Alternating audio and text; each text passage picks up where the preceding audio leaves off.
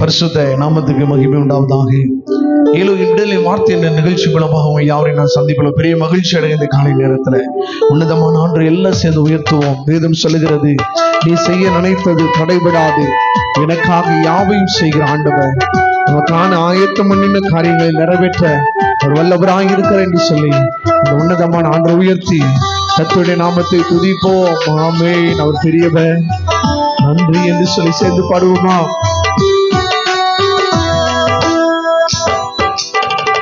நீ செய்ய நினைத்தது தடைபடாது, எனக்காக யாவையும் செய்யும் தேவனே. சேர்ந்து பாடுவோமா? நீ செய்ய நினைத்தது தடைபடாது, எனக்காக யாவையும் செய்யும் தேவனே.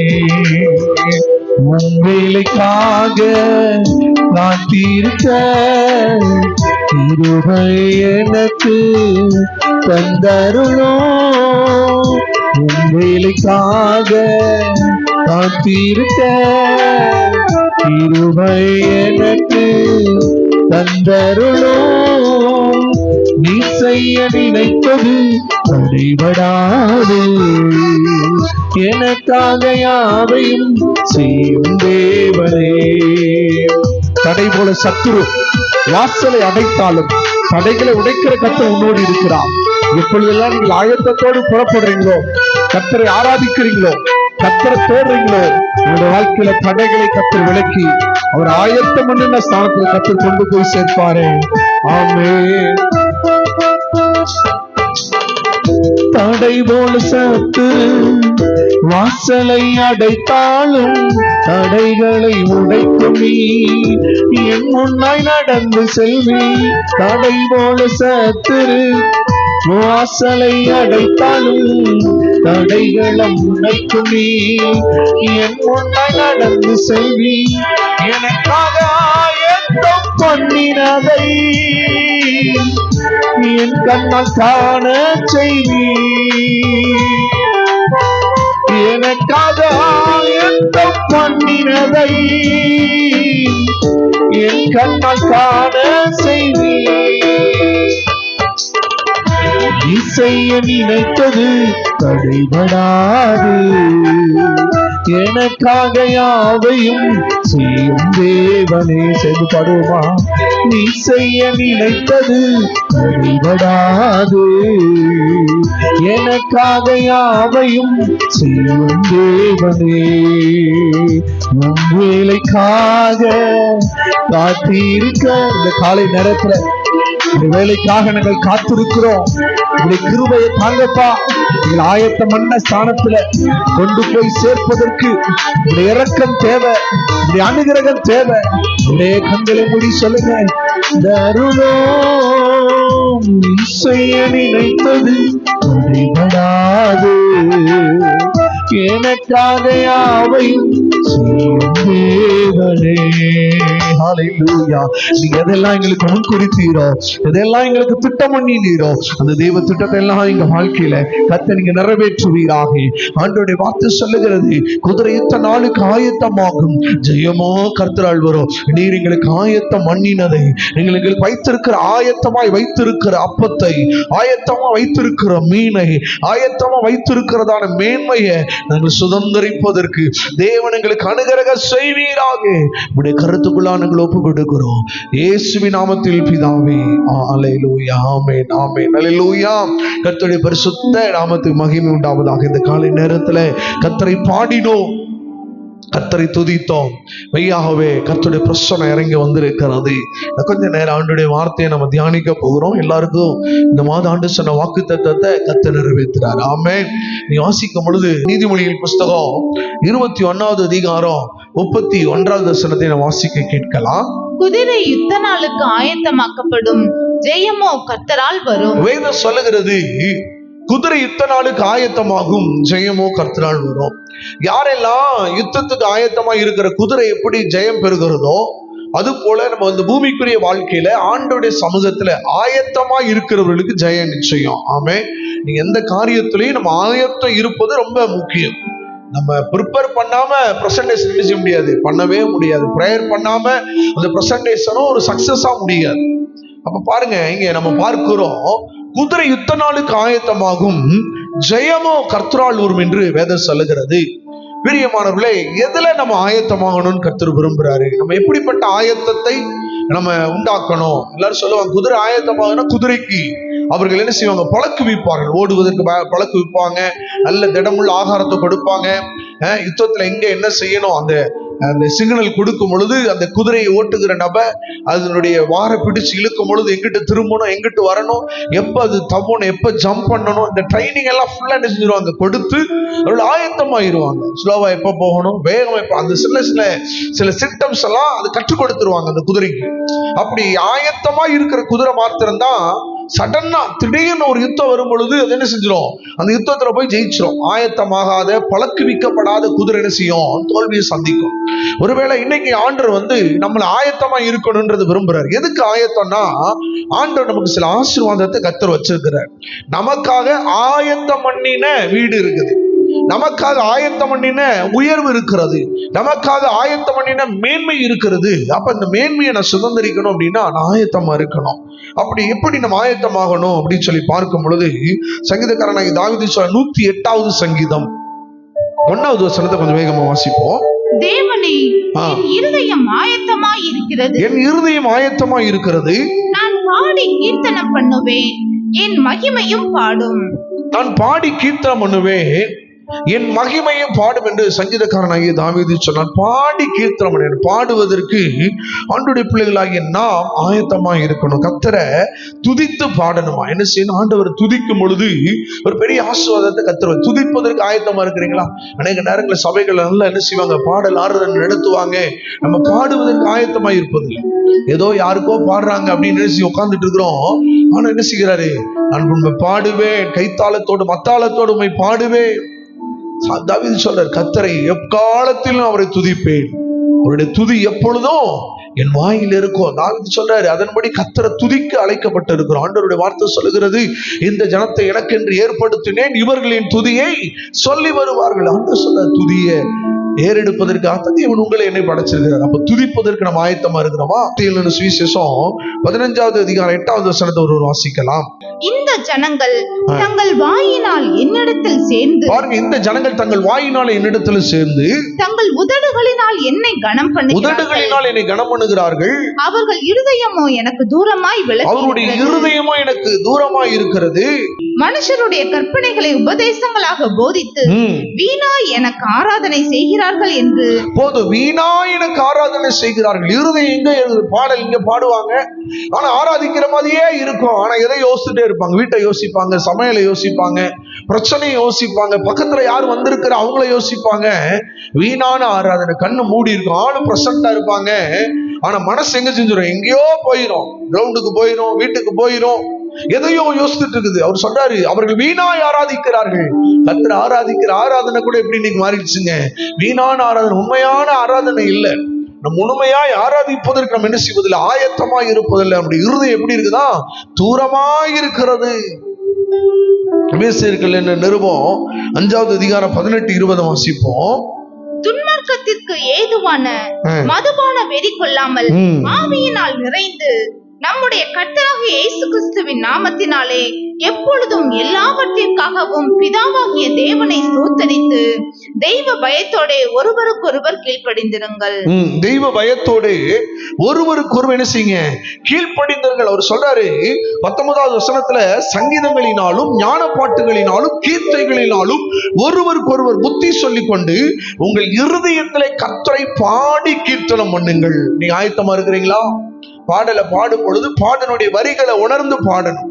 அந்த வார்த்தையை உணர்ந்து நீங்கள் பாடுவதற்கு நீங்கள் ஆயத்தமா இருப்பீர்களானால், கர்த்தரை நீங்கள் கீர்த்தனம் ஆயத்தமா இருப்பீங்கன்னா நிச்சயமா கர்த்தர் உங்களுக்கு வெற்றி தர அவர் வல்லவராக இருக்கிறார். அல்லேலூயா, அல்லேலூயா. நம்ம எல்லாரும் தெரிந்த ஒரு சம்பவம், பவுல் சீலாவை குறித்து நம்ம எல்லாருமே நன்கு அறிந்திருப்போம்.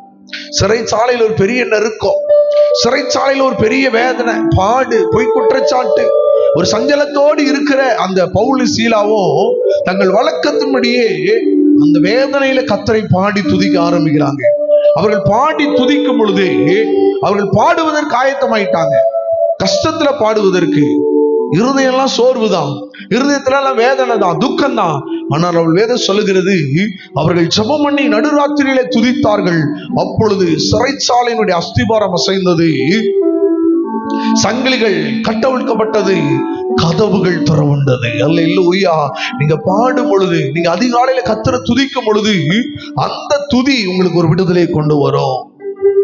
இப்ப நீங்க துதித்து பாடுவீங்களா? துதியில் என்ன இருக்குதுங்க?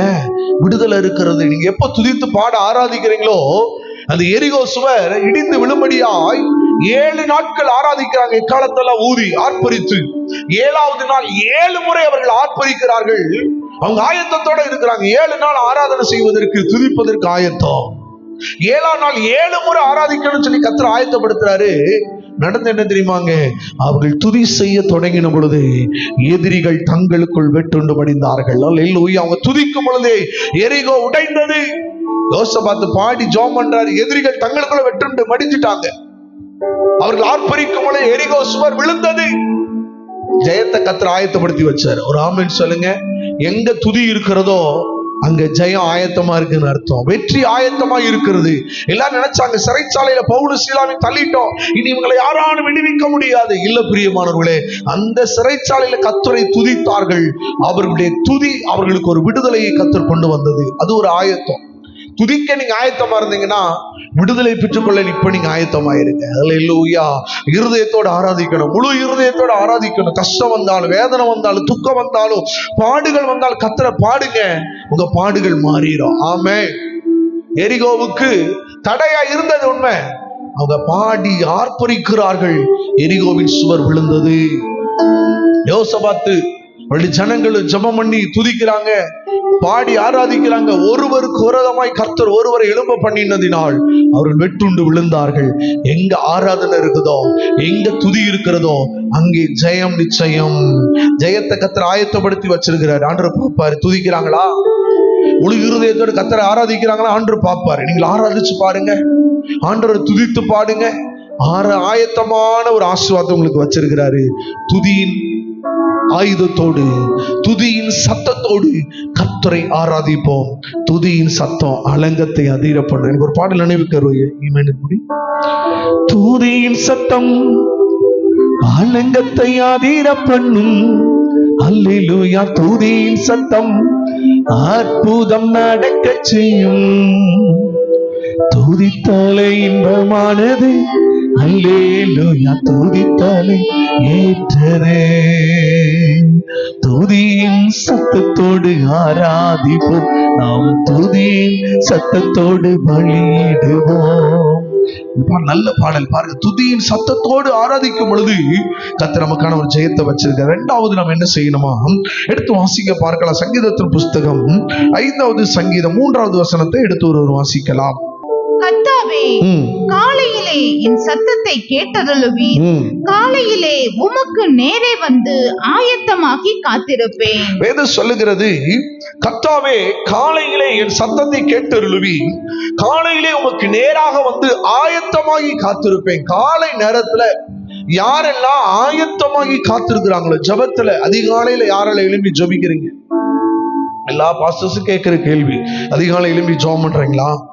அதிகாலை எழும்பி ஜெபிக்கிற ஒரு பழக்கம், ஒரு வழக்கம் நமக்குள்ள இல்லை அப்படின்னா அது இன்னைக்கு இருந்து நீங்க என்ன செய்யுங்க, பழக்கப்படுத்திக் கொள்ளுங்க. ஆயத்தமாங்க, அதிகாலை ஜெபம் பண்ணுவதற்கு ஆயத்தமாங்க. யாரெல்லாம் ஆண்டோடைய சமூகத்துல அதிகாலையில ரொம்ப கடினமா இருக்கும், எல்லாரும் அலையிறோம், அலைச்சல் நிறைய இருக்கும், பிரயாசங்கள் அதிகமா இருக்கும்.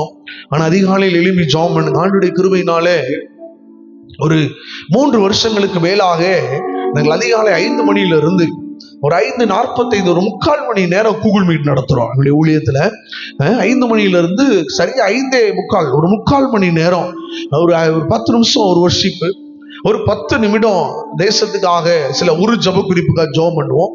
மீதி ஒரு 15 நிமிடமோ 20 நிமிடமோ ஆண்டோடைய வார்த்தையை நாங்கள் தியானிக்கிறோம். தினந்தோறும் அந்த அதிகாலையில அநேகர் அதுல கலந்து கொள்றாங்க, சிலர் கலந்து கொள்றாங்க. அந்த அதிகாலை ஜெபத்துல நீங்க அவரை நோக்கி காத்திருந்து நீங்கள் ஆயத்தமா இருந்தீங்கன்னா அவர் அந்த நாள் முழுவதும் உங்களை ஆஸ்வதிப்பதற்கு கர்த்தர் ஆயத்தமா இருப்பார். யார் ஆயத்தமா இருக்கிறார்களோ அவர்கள் அந்த லக்கை அடைவாங்க. நீங்க ஆயத்தம் இல்லாம பஸ்ஸுக்கு போக மாட்டீங்க, ஆயத்தம் இல்லாம ஃபிளைட் பிடிக்க முடியாது, ஆயத்தம் இல்லாம ட்ரெயினை பிடிக்க முடியாது, ஆயத்தம் இல்லாம சர்ச்சுக்கு போக மாட்டோம், ஆயத்தம் இல்லாம ஒரு ஃபங்க்ஷனுக்கு போக மாட்டோம். அதுக்கெல்லாம் நம்ம ஆயத்தமாகிறோம்.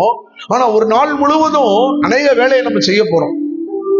வீட்டு வேலை செய்வோம், ஊழியத்துக்கு போவோம், பிள்ளைகளுடைய காரியம் இருக்குது, பிரயாணம், இவ்வளவு வேலை இருக்குது. இதுக்கு காலையில ஒரு 10 நிமிஷம் ஆண்டவருடைய சமூகத்துல ஆயத்தமாகி உட்கார்ந்து இருக்கிறோமா? நம்ம சொல்லுவது ஈஸியா சொல்றோம், இன்னைக்கு எதுவுமே எனக்கு நடக்கவே இல்லை, எல்லாம் இன்னைக்கு எனக்கு எல்லாமே தடை, எல்லாம் எனக்கு போராட்டம் சொல்லி துக்கப்படுறோம். ஆனா ஜெபிப்பதற்கு நீங்கள் ஆயத்தமா இருக்கிறீங்களா? ஆண்டவர் எதிர்பார்க்கிறாரு, நீங்கள் ஜெபிக்க ஆயத்தமா இருக்கணும். அல்லேலூயா. யாத்திராம புஸ்தகத்துல 34வது அதிகாரம் 2வது வசனத்தை நாம் வாசிக்கும் பொழுது இங்கே மோசேயை குறித்து வேதம் சொல்லப்பட்டு இருக்கிறது. விடியற் காலத்தில் நீ ஆயத்தமாகி, விடிய காலத்திலே நீ ஆயத்தமாகி சீனாய் மலையில் ஏறி, சீனாய் மலையில வந்து நில்லு. அங்கே மலையின் உச்சியில் காலமே என் சமூகத்தில் வந்து. மோசே ஆண்டவர் சொல்றாரு, நீ சீனாய் மலைக்கு வா, மலையின் உச்சியில வந்து என்ன செய், அதிகாலையில வந்து எழுந்து நில்லு, உனக்கு நான் 10 கட்டளைகளை கொடுக்கிறேன். ஆண்டவர் வார்த்தையை கொடுத்தாராம். அப்ப நீங்க ஜெபிப்பதற்கு நீங்கள் ஆயத்தமாறீங்களா? ஆண்டவர் இயேசு வனாந்திரமான ஒரு இடத்துல போய் தனித்து ஜெபித்தார். மலையின் மேல் இயேசு ஜெபித்தார். கெத்செமனே தோட்டத்தில் இயேசு ஜெபித்தார். அவர் எப்ப ஜெபிக்க ஆயத்தமானாரோ அப்பொழுது பிதாவின் சித்தத்தை இயேசு நிறைவேற்றினார். நீங்கள் ஜெபிக்க ஆயத்தமா இருந்துட்டீங்கன்னா உங்களுக்கு ஜெயத்தை தருவதற்கு கர்த்தர் ஆயத்தமா இருக்கிறார். அல்லேலூயா.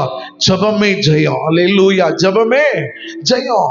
எங்களுடைய ஊழியத்தில் எழுதியிருப்போம், ஜெபம் தான் ஜெயம். மூளையினால முடியாது, உலகத்தான் சொல்லுவான், முழங்காலினால முடியும். முழங்கால போட்டு ஜெபம் பண்ணி பாருங்க, நிச்சயம் ஆண்டவர் ஜெயம் தருவார். அல்லேலூயா. ஜெய கிறிஸ்து நீங்க உங்க கூட இருக்கிறாரு. நீங்க ஜெபிச்சு பாருங்க. உங்க ஜெபம், நீங்க ஜெபிக்க நீங்க ஆயத்தமா இருக்கிறீங்களா? தானியேல் ஜெபம் பண்ணார், தானியேலுக்கு தோல்வியே வரல, எல்லாம் ஜெயம்தான். எஸ்தர் ராஜாத்தி ஜெபித்தாங்க. ஜெபிக்க ஆயத்தமா இருக்கிறீங்களா? உபவாசத்தோடு, ஆண்டவருடைய வார்த்தை, உபவாசத்தோடு ஜெபிக்க ஆரம்பிங்க. ஆயத்தமாங்க. எஸ்தர் ராஜாத்தியோட ஜெபத்தை கேட்டு யூத குலத்தை கர்த்தர் பாதுகாத்தார். ஜெபிக்க ஆயத்தமா இருக்கிறீங்களா? மோசே ஜெபிச்சாரு, யோசுவா ஆண்டவருடைய சமூகத்துல ஜெபித்தார்கள். ஜெபிக்க ஆயத்தமா இருக்கும் பொழுது ஜெயத்தை பெற்றுக் கொள்வதற்கும் நீங்கள் ஆயத்தமா இருங்க. தேவன் அதை கொடுப்பதற்கு அவரு ஆயத்தமா இருக்கிறார். அல்லேலூயா.